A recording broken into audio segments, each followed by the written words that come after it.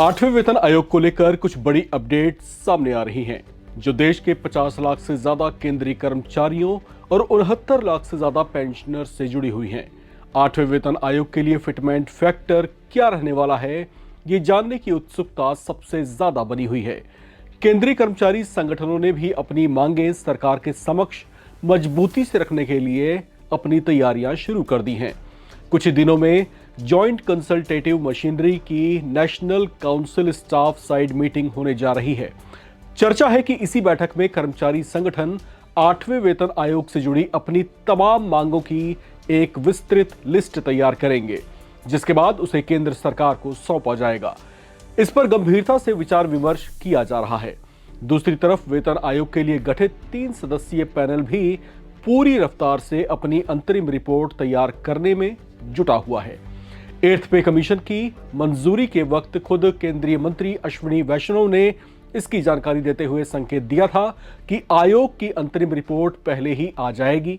ऐसे में अब सूत्रों के हवाले से जो बातें पता लग पा रही हैं, उसके मुताबिक वेतन आयोग अपनी अंतरिम रिपोर्ट दिसंबर 2026 तक सौंप सकता है। हालांकि उसके बाद भी आयोग की फुल एंड फाइनल रिपोर्ट आने में कुछ और वक्त लग सकता है, लेकिन कम से कम अंतरिम रिपोर्ट आने से केंद्रीय कर्मचारियों की वेतन बढ़ोतरी से जुड़ा रोडमैप साफ होने लग जाएगा। अब वेतन आयोग को अपनी सिफारिशों की फाइनल रिपोर्ट तैयार करने के लिए 18 महीने की अवधि दी गई है। अब कर्मचारियों को बेशक अपनी वेतन वृद्धि के बीच ये 18 महीने की अवधि ज्यादा लग रही हो, लेकिन वेतन आयोग का काम बहुत सी पेचीदगियों से भरा होता है। इनमें अलग अलग पे स्केल की श्रेणियों पर विचार, मौजूदा महंगाई दर का अध्ययन, देश की वित्तीय स्थिति, वेतन वृद्धि से सरकार के राजस्व पर पड़ने वाला दबाव, केंद्रीय कर्मचारियों से मिलने वाले सुझावों पर विचार आदि इन तमाम फैक्टर्स पर गहनता से चिंतन मंथन किया जाता है। इस पूरे अध्ययन में काफी समय लगता है। ऐसे में प्रक्रिया काफी जटिल सी हो जाती है। इसी वजह से वेतन आयोग को कम से कम 1.5 साल या फिर 18 महीने का वक्त दिया जाता है।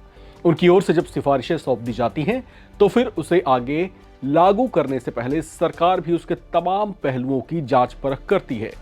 वेतन आयोग लागू होते समय केंद्रीय आईटी और रेल मंत्री अश्विनी वैष्णव ने अपने बयान में कहा था कि वेतन आयोग के प्रोसेस के नियम कायदे पहले से लगभग तय होते हैं। उसका औपचारिक तरीका यही है कि पहले एक अंतरिम रिपोर्ट आती है। अंतरिम रिपोर्ट आने से कम इस बात का अंदेशा लग जाता है कि फिटमेंट फैक्टर की शुरुआती दिशा क्या होगी। इसे लेकर अब तक जो तमाम अनुमान लगाए गए हैं और जो तमाम एक्सपर्ट्स अपनी अपनी संभावनाएं लगा रहे हैं, उसके मुताबिक फिटमेंट फैक्टर अब की बार 1.92 हो सकता है। इससे जुड़े जानकारों का भी यही कहना है कि मौजूदा स्थितियों में फिटमेंट फैक्टर 1.92 ही ज्यादा व्यवहारिक लग रहा है। इसका बेस 60% डीए रहना लगभग तय है। इसी पर फिटमेंट फैक्टर लगाकर केंद्रीय कर्मचारियों की नई बेसिक सैलरी तय की जा सकती है। ऐसा होने पर कर्मचारियों को मिलने वाले कुल वेतन में अच्छी खासी और सम्मानजनक बढ़ोतरी होने की भी संभावना है। चलते चलते आपको वेतन आयोग से जुड़े 5 मेजर फैक्टर्स बताते चलते हैं। इसकी अंतरिम रिपोर्ट दिसंबर 2026 तक आने की उम्मीद है, जिसमें वेतन में बढ़ोतरी के लिए संभावित फिटमेंट फैक्टर का अनुमान मिल सकता है। दूसरा बड़ा फैक्टर फाइनल रिपोर्ट से जुड़ा हुआ है, जिसकी सिफारिशें जून से लेकर अगस्त 2027 के बीच आने की संभावना है। तीसरा फैक्टर 8वां वेतन आयोग लागू होने से जुड़ा है। ऐसा माना जा रहा है कि ये 1 जनवरी 2026 से ही मान्य होगा। हालांकि इसे लेकर अभी कोई औपचारिक घोषणा तो नहीं हुई, लेकिन वेतन आयोग की अब तक की परंपरा यही रही है कि नए वेतन आयोग के पहले साल की जनवरी की 1 तारीख से ही ये मान्य होता रहा है। चौथा फैक्टर जुड़ा है फिटमेंट फैक्टर से, जिसकी सबसे ज्यादा चर्चा है। संभावना है कि इस बार ये 1.92% तक हो सकती है, जो कि मौजूदा हालात में यही सबसे ज्यादा व्यवहारिक भी लग रही है।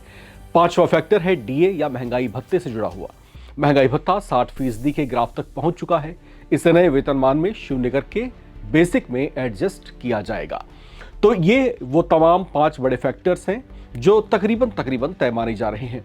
और जो सबसे बड़ी अपडेट है, जो सूत्रों के हवाले से पता चल रही है, वो ये है कि जो अंतरिम रिपोर्ट है वेतन आयोग की, वो दिसंबर 2026 यानी कि इसी साल के अंतिम महीने में आने की संभावना है। अब इससे होगा क्या? अब इससे होगा ये कि जब ये अंतरिम रिपोर्ट आ जाएगी तो उसके आने पर ये अंदेशा आपको मिल जाएगा कि जो फिटमेंट फैक्टर है वो कमोबेश कितना कितना हो सकता है। यानी कि इसको देख करके कहीं ना कहीं एक अनुमान की स्थिति में आप आ सकते हैं कि फिटमेंट फैक्टर अब की बार कितना रहने वाला है। लेकिन इससे पहले कि अंतरिम रिपोर्ट आए साल के अंत में, इससे पहले ही जो तमाम केंद्रीय कर्मचारी संगठन है वो इस समय एक्टिव हो चुके हैं। वो एक्टिव किस समय पर हुए हैं, ये थोड़ा सा विचार करने की बात है। वो एक्टिव ऐसे समय पर हुए हैं जब केंद्र सरकार की ओर से केंद्रीय कर्मचारियों से भी और आम लोगों से भी इस दिशा में जो है सुझाव मांगे गए हैं। लोगों से ये सुझाव मांगा गया है कि वो जो है 8वें वेतन आयोग में किस तरह का संशोधन चाहते हैं या फिर क्या कुछ बातें हैं। तो इसका एक पूरा जो है सवालों का एक पूरा क्वेश्चनेयर तैयार किया गया है, जिसमें कुल 18 सवाल हैं। आप जो है वेतन आयोग के वेबसाइट पर जाकर के ये जो प्रश्नावली जो है 18 सवालों वाली, उसका जवाब देकर के अपने सुझाव वेतन आयोग तक पहुंचा सकते हैं। ये पूरी तरीके से कॉन्फिडेंशियल होगा। तो कम से कम इस तरह के जो प्रयास किए जा रहे हैं उसका लक्ष्य सिर्फ ये है कि इस काम में पूरी तरीके से पारदर्शिता रहे। साथ ही साथ आप अगर अपने सुझाव इसमें डालते हैं तो ये एक तरीके से समावेशी बन जाता है। यानी कि ये सिर्फ एक पैनल का नहीं बल्कि इसमें अन्य लोगों का भी सुझाव शामिल होगा। इस तरीके से ये एक समावेशी वेतन आयोग जो है स्वरूप में सामने आएगा। अब यहाँ पर जो है उत्सुकता इस बात को लेकर के बनी है कि जो केंद्रीय कर्मचारी संगठन है, जो एक बड़ी आस लगा रहे हैं, जिनकी बड़ी उम्मीदें हैं कि अब की बार वेतन जो फिटमेंट फैक्टर जो होगा वो 2 से ऊपर और तकरीबन 3.25 के आसपास जाना चाहिए। इस तरह की जो है एक बड़ी अपेक्षा उनकी केंद्र सरकार और वेतन आयोग से जुड़ी हुई है। लेकिन क्या मौजूदा स्थितियों में, देश के मौजूदा वित्तीय हालात में ये चीज़ें प्रैक्टिकली संभव हैं? ये इस समय एक बड़ा सवाल है, क्योंकि अभी जो वित्तीय स्थिति है देश की या फिर जो देश का जो राजस्व है उसके ऊपर इससे पड़ने वाले आर्थिक बोझ को गवर्नमेंट किस तरीके से मैनेज आगे करने वाली है, उस पर भी जो है कई तरीके से जो है विचार किया जाने वाला है। बहरहाल पुख्ता तौर से अभी फिलहाल कुछ नहीं कह सकते, तमाम बातें हमें संभावनाओं के दायरे में है। बड़ी अपडेट वही है कि दिसंबर के अंत में जो है इसकी जो अंतरिम रिपोर्ट है वो संभावित तौर से आने वाली है। और क्रॉस द फिंगर, अपेक्षा यही है कि आपको जो है फील गुड होने का अवसर प्राप्त हो और जितना आप चाहते हैं उतना फिटमेंट फैक्टर इस बार सेट हो जाए। तो क्या ऐसा होगा? उम्मीदें बरकरार रखिए, क्योंकि गवर्नमेंट चाहती है कि आगे जो है हमारे जो केंद्रीय कर्मचारी हैं, क्योंकि वही पूरी सरकार का इंजन है एक तरीके से। आप ही तो वो लोग हैं जो सरकारी कामकाज को आगे बढ़ाने की दिशा में आगे बढ़ते हैं। आप ही वो इंजन का पार्ट हैं जो इस पूरे मैकेनिज्म को आगे बढ़ा रहा है। तो ऐसे में आखिर केंद्र सरकार अपने ही कर्मचारियों को क्यों ही निराश करेगी? तो यहाँ पर पूरी उम्मीदें रखिए आप, और अपेक्षा भी बिल्कुल यही है कि केंद्र सरकार आपको बिल्कुल भी मायूस नहीं होने देगी। आपकी अपेक्षाएं जरूर पूरी होंगी। क्रॉस द फिंगर, थोड़ा देर से ही सही, लेकिन मान करके चलिए कि 2027 वो साल होगा जब बढ़ा हुआ वेतन आपकी जेब में आएगा और एक बड़ी सी मुस्कान आपके चेहरे पर छा जाएगी। क्या कहना है आपका? कमेंट बॉक्स में लिखकर जरूर शेयर करें। देखते रहें नवभारत टाइम्स।